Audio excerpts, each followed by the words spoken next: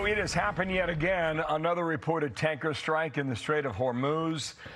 We think two have been struck. It might be more, but we'll hang on to two for the moment.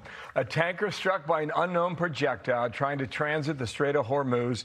Apparently, another one made a U-turn and turned around. No casualties reported. Vessels are being advised to transit with caution. Meanwhile, from Fox Business, they've obtained audio of an Iranian threatening the ships in the strait, and here is how that sounded in English. This is the last warning. This is last warning. This is last warning. You are running danger. Don't put your life in danger. You are ordered to alter course, to port us immediately. Alter course, to port us immediately and use the south of Larak Island to exit. If you disobey, you will be targeted. This is the Navy out. Okay, Rebecca Heinrichs now, Senior Fellow, Hudson Institute. Rebecca, good morning to you. A lot to get to in the next 4 minutes here, okay? Larak Island is that island that is in the Strait of Hormuz, right there, that choke point that is operated by Iran.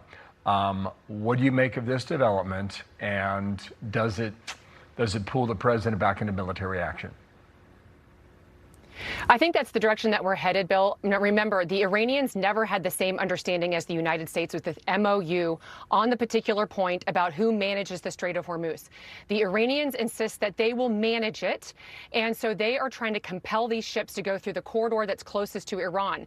But ships want to get through the strait safely. They're going through the corridor along Oman that the United States is essentially guaranteeing security with our Navy. So the IRGC continues to threaten ships that are not abiding by its way and then are shooting at them. In the past, in the recent past, President Trump has responded by retaliating. Right now, we've got something of a break in our retaliation because of this funeral for the supreme leader that's going on inside Iran. That's why we have a break in talks.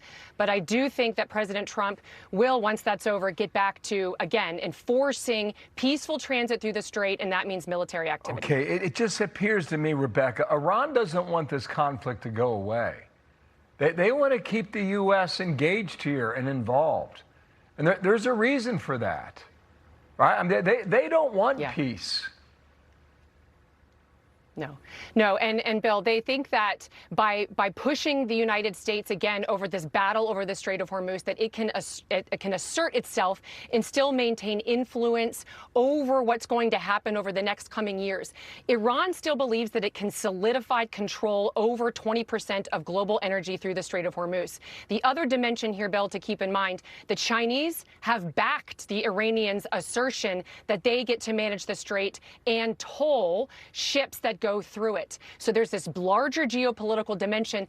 The United States cannot permit the Strait of Hormuz to become an Iranian and Chinese-controlled choke point. That's the point. China's helping them. And it's going to be a tough row. We'll see what the president decides next. Meanwhile, he was talking about the European allies not helping with Iran. Says he wanted their loyalty, did not need their help. Here's what he said in Ankara about an hour ago. We weren't treated well because we did something in Iran. We don't need anybody's help. I didn't even want their help. I was testing to see whether or not they'd be there because I've long said that we help them, but I'm not sure that they'd be there for us. Why are we spending hundreds of billions of dollars and they're not there for us? We've always been there for them. Okay, I'm not quite sure what we're going to get from this summit, but there's a lot of moving parts here. The possibility that we sell F-35 jets to Turkey, something that Benjamin Netanyahu came on Fox yesterday and said he did not want. In the meantime, we want the president to up the spending on behalf of European partners. That Ukrainian war is 4.5 years old. Here is the Trump trillion chart that was shown in the Oval Office by the NATO Secretary General Mark Rutte last month. How do you see what comes of this, Rebecca? Does Turkey get what it wants? Does the president get what he wants?